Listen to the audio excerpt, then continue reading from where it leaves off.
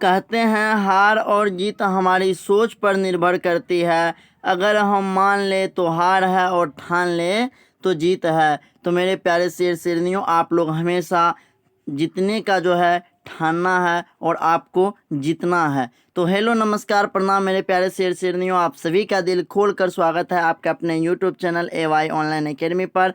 आज के इस वीडियो में हम बिहार बोर्ड 10th क्लास के सोशल साइंस के आपदा प्रबंधन के, जिसको अंग्रेजी में हम डिसेस्टर मैनेजमेंट बोलते हैं, इसके कंप्लीट ऑब्जेक्टिव क्वेश्चंस को देखेंगे जो आपके एग्जाम के लिए बहुत ही महत्वपूर्ण है। कहते हैं कि 2024 में यहीं से जो है प्रश्न रहेगा। तो चलिए बिना देरी के वीडियो स्टार्ट करते हैं। और अगर आप इससे पहले कि हमारे चैनल को सब्सक्राइब नहीं किए हैं तो प्लीज़ चैनल को सब्सक्राइब कर लीजिए। चलिए स्टार्ट करते हैं। आपका पहला प्रश्न है जो कि मोस्ट इम्पोर्टेंट प्रश्न, आप यहाँ पर देख सकते हैं कि यह जो है कितने सालों में पूछा गया है।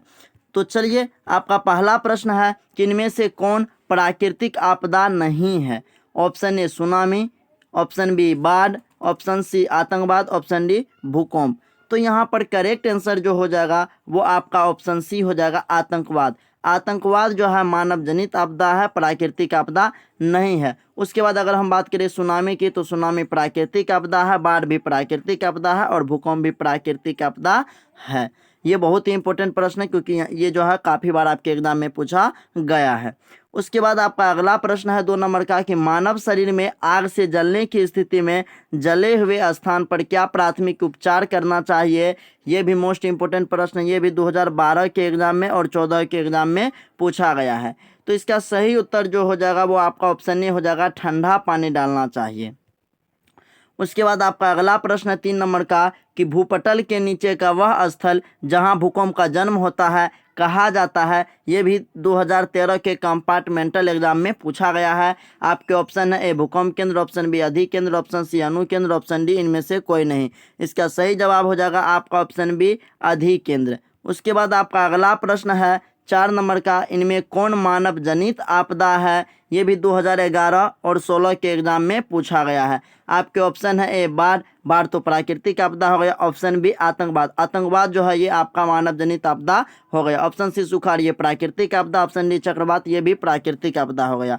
तो इसका राइट आंसर जो हो जाएगा वो आपका ऑप्शन बी हो जाएगा, आतंकवाद।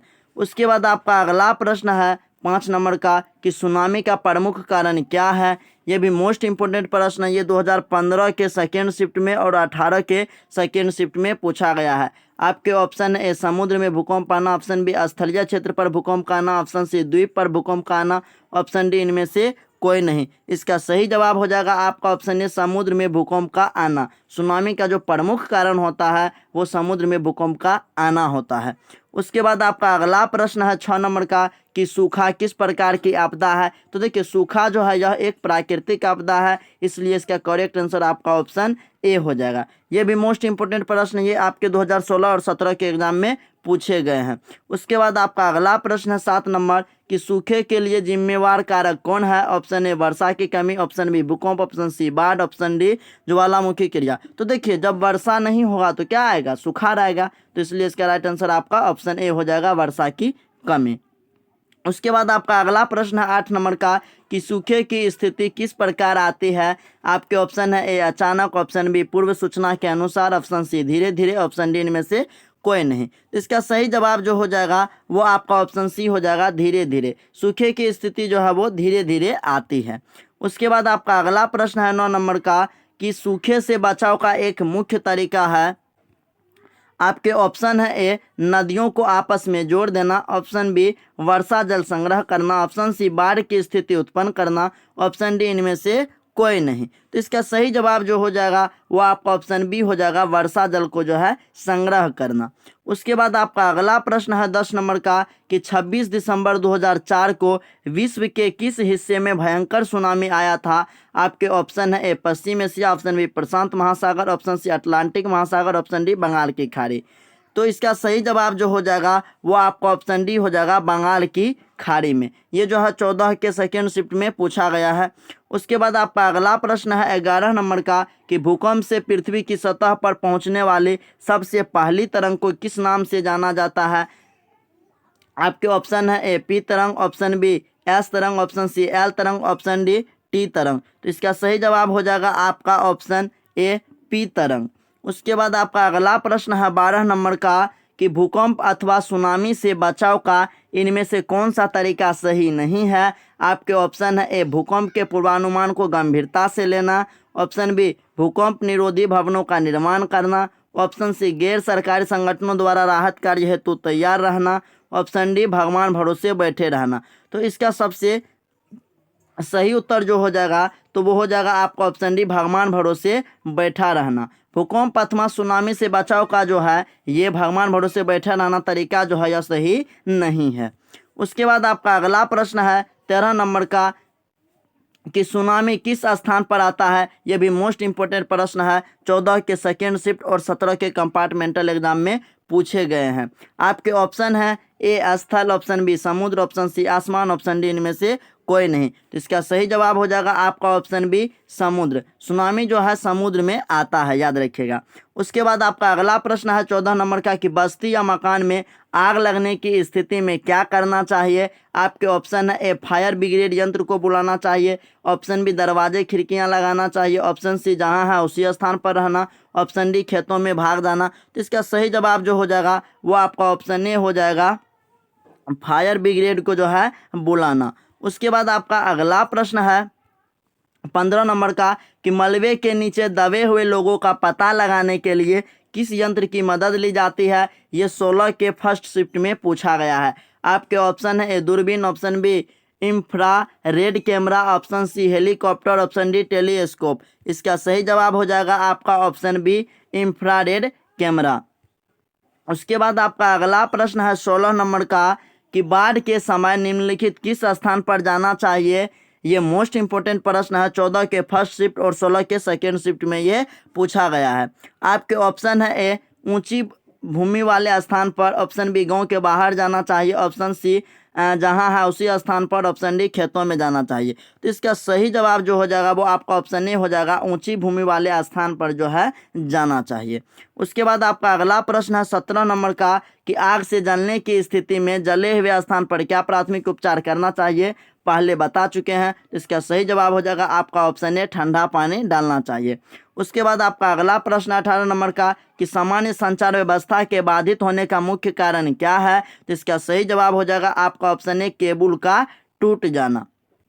उसके बाद आपका अगला प्रश्न है 19 नंबर का कि जो मोस्ट इंपोर्टेंट प्रश्न है, काफ़ी बार ये आपके एग्जाम में पूछे जाते हैं, जैसा कि आप यहाँ पर देख सकते हैं 11 के कंपार्टमेंटल एग्जाम में और 15 के फर्स्ट शिफ्ट में पूछे गए हैं।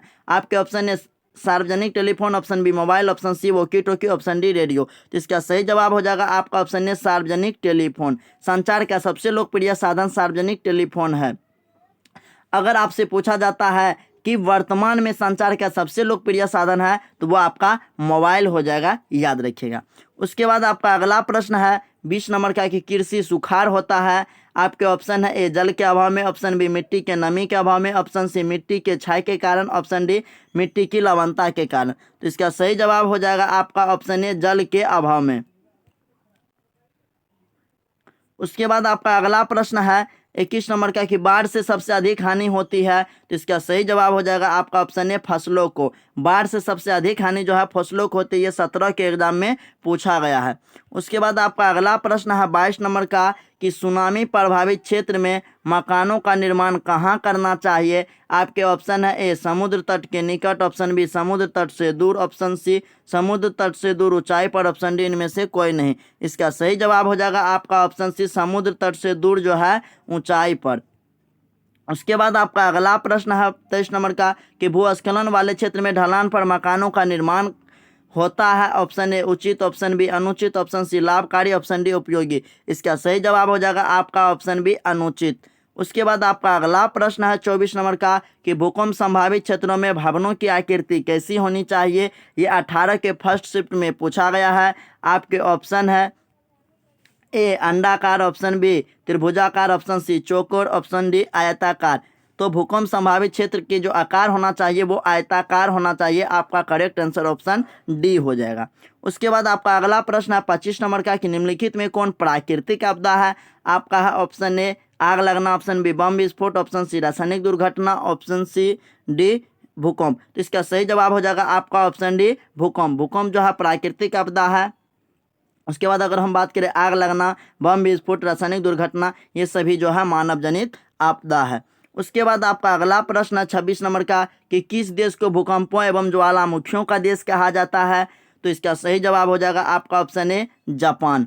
उसके बाद आपका अगला प्रश्न है 27 नंबर का, जो कि मोस्ट इंपोर्टेंट प्रश्न है कि नदियों में बाढ़ आने का प्रमुख कारण क्या है। जैसा कि आप यहाँ पर देख सकते हैं कि काफ़ी बार ये आपके एग्जाम में पूछे गए हैं। आपके ऑप्शन है ए जल की अधिकता, ऑप्शन बी नदी की तली में अवसाद का जमाव, ऑप्शन सी वर्षा की अधिकता, ऑप्शन डी इनमें कोई नहीं। तो इसका सही जवाब हो जाएगा आपका ऑप्शन बी नदी की तली में अवसाद का जमाव।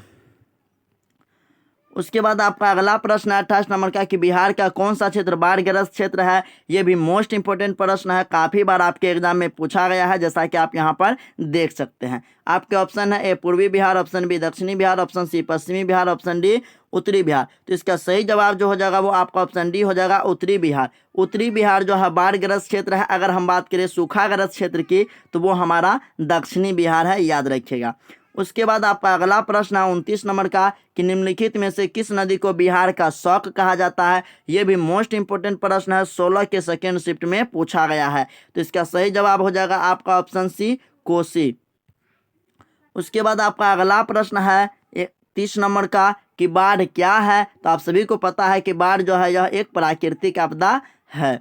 उसके बाद आपका अगला प्रश्न है 31 नंबर का कि महासागर की तली पर होने वाले कंपन को किस नाम से जाना जाता है। ये भी मोस्ट इंपोर्टेंट प्रश्न है, ये भी आपके एग्जाम में पूछे गए हैं। आपके ऑप्शन है भूकंप, ऑप्शन बी चक्रवात, option C tsunami, option D इनमें से कोई नहीं। इसका सही जवाब हो जाएगा आपका ऑप्शन सी सुनामी। उसके बाद आपका लास्ट प्रश्न है आपदा प्रबंधन का 32 नंबर का कि भूकंप केंद्र के ऊर्ध्वाधर पृथ्वी पर स्थित केंद्र को क्या कहा जाता है। आपके ऑप्शन है ए भूकंप केंद्र, ऑप्शन बी अधिकेंद्र, ऑप्शन सी अनुकेंद्र, ऑप्शन डी इनमें से कोई नहीं। तो इसका सही जवाब हो जाएगा आपका ऑप्शन बी अधिकेंद्र। तो इस प्रकार से जो है आप सोशल साइंस के जो है आपदा प्रबंधन के कंप्लीट ऑब्जेक्टिव क्वेश्चंस को देखें तो आपको जो है 32 क्वेश्चनों में से कितने प्रश्न याद थे कमेंट्स बॉक्स में ज़रूर छापिएगा। तो आई होप कि आपको ये वीडियो बहुत ही अच्छी लगी होगी और बहुत ही हेल्पफुल लगी होगी। अगर आपको वीडियो थोड़ी सी भी अच्छी और हेल्पफुल लगी तो प्लीज़ वीडियो को लाइक शेयर और कमेंट जरूर कीजिएगा। साथ ही अगर आप अभी तक हमारे चैनल को सब्सक्राइब नहीं किए हैं तो प्लीज़ चैनल को सब्सक्राइब कर लीजिए। तो जय हिंद, मिलते हैं आपसे नेक्स्ट वीडियो में, तब तक के लिए बाय।